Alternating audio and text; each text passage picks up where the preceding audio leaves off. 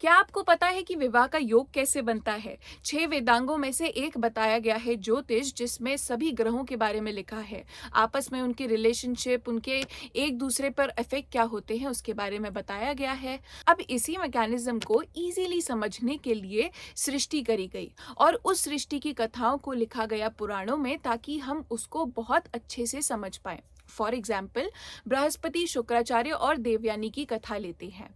बृहस्पति जो कि देवताओं के गुरु थे, उनके पुत्र कच्छ ने शुक्राचार्य जो कि असुरों के गुरु थे, उनकी पुत्री देवयानी को श्राप दिया था कि तुम्हारा विवाह कभी हो नहीं पाएगा। बहुत सारे वर्ष बीतते गए, किसी न किसी रीज़न की वजह से देवयानी का विवाह हो नहीं पा रहा था। जब फाइनली देवयानी और राजा ययाति का रिश्ता पक्का हुआ, तब शुक्राचार्य ने देवयानी के विवाह में इनवाइट किया गुरु बृहस्पति को। गुरु बृहस्पति की दृष्टि पड़ते ही देवयानी का विवाह संपन्न हो गया।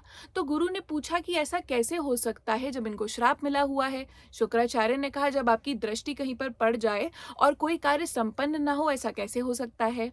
अब हम इस कथा के सार को जब ज्योतिष में लेके जाते हैं, तो पता चलता है कि किसी की कुंडली में विवाह का योग तभी बनता है जब गुरु की दृष्टि हो, चाहे वो क्षणिक हो, चाहे वो पार्शियल हो, इम्पार्शियल हो, कैसी भी हो, डायरेक्ट हो, इनडायरेक्ट हो, पर गुरु की दृष्टि अनिवार्य होती है।